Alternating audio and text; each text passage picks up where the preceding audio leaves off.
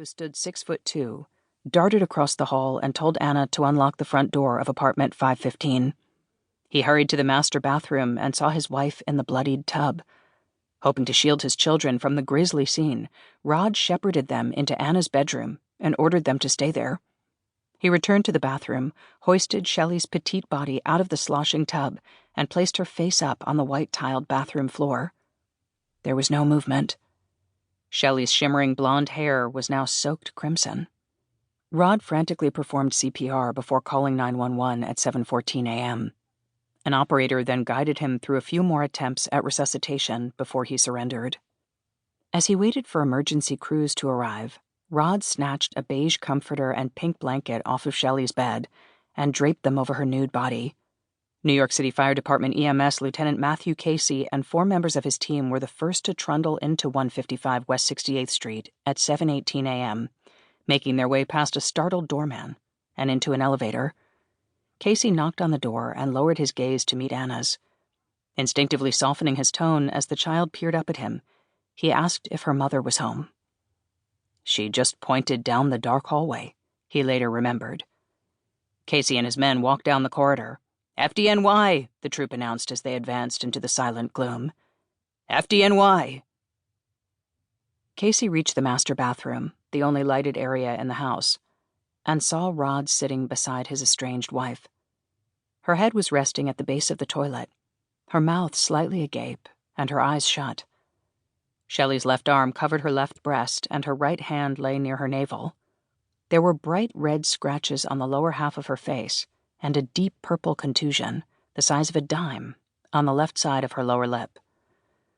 The freshly manicured nails on her hands and feet were aflame with red polish, a jarring counterpoint to her inert state. The medics remained silent, immediately recognizing death in her rigid limbs and alien pallor. "Do something! Do something!" Rod barked at them. A medic escorted him from the bathroom before checking Shele's vital signs. There were none. Firefighter William Ricks crouched beside her to check for rigor mortis, the setting of joints and muscles that occurs a few hours after death. "I pulled out her arm and noticed that it was completely stiff," he said. "I grabbed her by the wrist to try to pull them away, and they were locked." Her limbs had already curled into a pose of death. At 7:20 a.m., paramedic Bobby Wong entered the apartment and made his way down the long hallway to document the conclusion of Shele's life, and declared her dead at 7:25 a.m. In the living room, Wong saw Rod and his daughter weeping softly on a sofa. Unaware of the calamity that had just befallen him, Miles cheerfully played with toys. Rod, wearing a clean white t-shirt and dark gray sweatpants, received the stream of NYPD officers who began appearing at the front door. He directed them to the bathroom and pointed to a cabinet above the bathtub faucet that had been partially ripped from its hinges. "I think that she may have grabbed a piece of wood, the wooden cabinet, and fell and hit the back of her head and slipped under the water," the husband told police. Overcome by the unfolding horror, Rod began retching at one point and rushed to a secondary bathroom to gather himself. "I can't believe this is happening," he later told a female sergeant as he extended his arms for a consolatory embrace.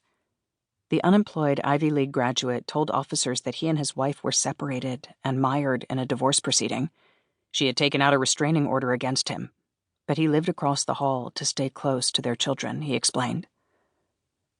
Shele, a thriving wealth manager at UBS, had long been the primary breadwinner, earning nearly $500,000 a year. Well regarded for both her professional successes and her exuberant charms, she worked alongside her brother, Philip Danishefsky, and her doting father, Joel Danishefsky, at the finance giant. At just 47, Shele's sudden death had arrived in the midst of a personal revival. She had wielded a Midas touch at work, and business was more profitable than ever. With her split from Rod nearly resolved, she had begun to entertain an expanding pool of suitors. Shele often remarked on her budding optimism to the family's longtime nanny, Hyacinth Reed. Like many working Manhattan mothers, Shele was reliant on a caregiver to help manage her domestic and professional demands. A native of Jamaica, Reed had swaddled Anna as an infant and worked for the family for nearly a decade. Rose, as she preferred to be called, became a maternal